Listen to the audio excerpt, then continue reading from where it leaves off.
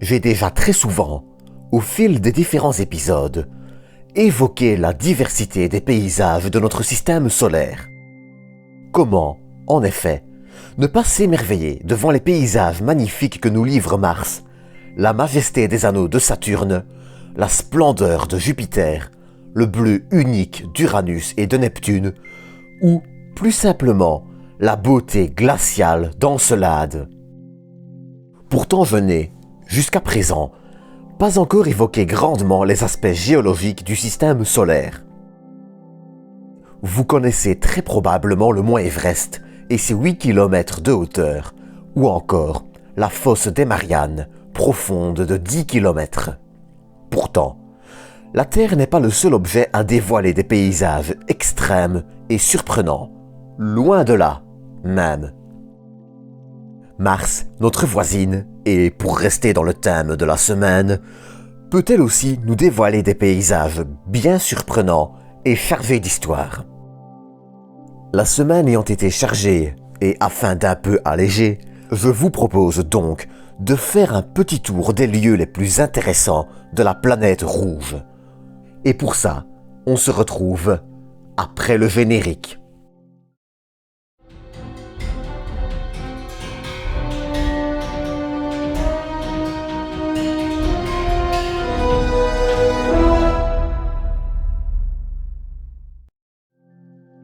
Pour commencer cet épisode martien, je vous propose de nous arrêter près du mont Olympe, que vous connaissez très probablement mieux sous le nom d'Olympus Mons. Ce gigantesque, et ce n'est rien de le dire, volcan martien culmine à 21 200 mètres au-dessus du niveau de référence martien, comparable au niveau de la mer chez nous. Les premières observations de ce volcan remontent au XIXe siècle, et, très tôt, il est supposé que celui-ci doit être très haut. Les tempêtes martiennes, qui empêchent de distinguer tout détail de la planète, feront très vite penser à l'astronome italien Schiaparelli que cette montagne doit être relativement haute. Lorsqu'une tempête sévit sur Mars, elle englobe généralement une grande partie de la planète. Tous les détails de la surface disparaissent, ce qui n'est pas observé avec le mont Olympe. Autour du mont Olympe, on constate la présence de différentes auréoles qui vont parfois jusqu'à 750 km du volcan.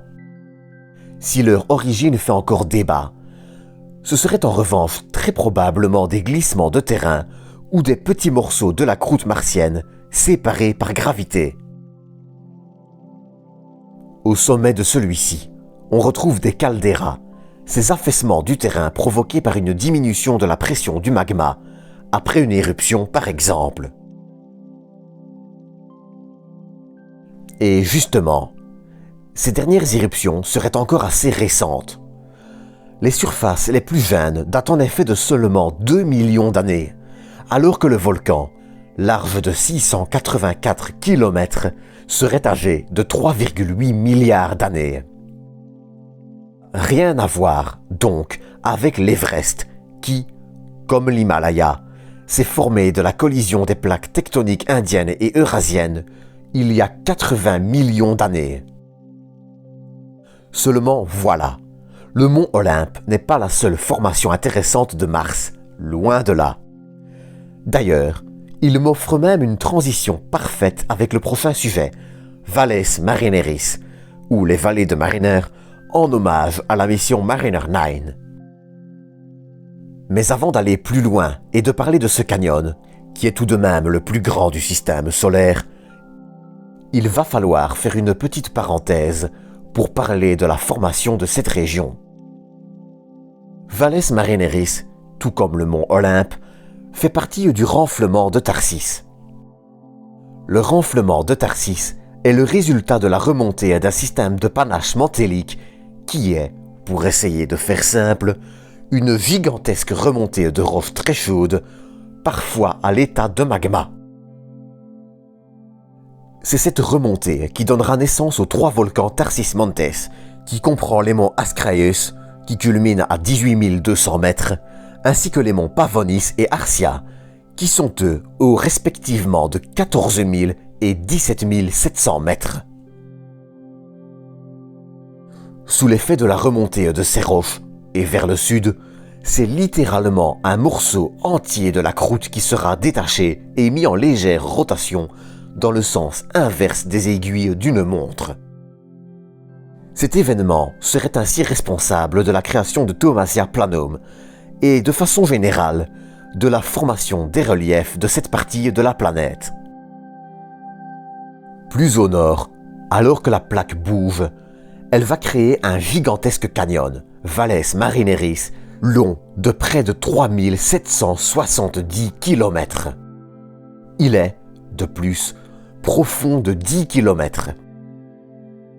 Techniquement, cependant, le fond de Valles Marineris n'est que 5 km sous le niveau de référence, mais la région s'étant élevée de 5 km, cela fait donc 10 km de parois. D'ailleurs, en parlant du niveau de référence, je sens que vous vous demandez peut-être ce qu'il représente réellement. Alors c'est, je crois, le moment d'ouvrir une petite parenthèse. Comme vous vous en doutez, pour définir l'altitude à laquelle se trouve une plaine, culmine une montagne et j'en passe, il faut définir un niveau de référence. Sur Terre, c'est facile. Il suffit d'utiliser le niveau de la mer. Sur Mars, en revanche, la mer, elle, ça fait longtemps qu'elle n'est plus là. À partir de là, vous avez deux solutions. Soit vous extrayez de l'antimatière d'une banane pour avoir de l'énergie pour votre machine à voyager dans le temps, soit vous choisissez la méthode compliquée. Le niveau de référence de Mars est actuellement défini comme celui où l'atmosphère est dense de 610 pascal, soit, grosso modo, 0,6% de la pression atmosphérique terrestre. Sauf que vous vous en doutez, cette mesure est un casse-tête. La pression atmosphérique martienne variant grandement au fil des saisons, tempêtes et, de façon générale, au fil des aléas du climat. Pour en revenir à Valles Marineris, la formation est, comme je le disais, longue de 3770 km et large de près de 600. Il est, cependant, à noter qu'à l'origine, Valles Marineris était très probablement moins large. Seulement voilà, le temps et l'érosion ayant fait leur travail, les glissements de terrain et éboulements ont progressivement contribué à l'élargir. Un dernier endroit à visiter pour cet épisode est la région d'Hellas Planitia. Cette gigantesque plaine est en effet un gigantesque cratère d'impact large de 2200 km et profond de 9500. Cet impact titanesque aurait eu lieu il y a entre 3,8 et 4,1 milliards d'années, lors du grand bombardement tardif. La région a été baptisée ainsi par l'astronome Giovanni Schiaparelli après des observations en 1877, nom qui signifie d'ailleurs « terre de Grèce ». La découverte de cette région, elle, remonte à 1867 par l'astronome anglais Richard Proctor. Hellas Planitia est, d'ailleurs, l'un des premiers détails de la planète rouge à avoir été observé. Et pourtant, malgré ses 2200 km de diamètre, ce cratère n'est même pas le plus grand du système solaire. C'est le bassin Aitken et ses 2500 km qui détient le titre jusqu'à aujourd'hui. Mais ça, c'est un autre sujet. En attendant, c'est sur ceci que va se terminer cet épisode. J'espère que ce concept un peu différent vous aura plu. Si vous désirez une seconde partie sur Mars ou n'importe quel autre corps du système solaire, n'hésitez pas à en parler dans les commentaires. En attendant, je vous donne rendez-vous la semaine prochaine pour une nouvelle vidéo. D'ici là, prenez soin de vous, prenez soin des autres, et à bientôt pour une nouvelle dose d'espace.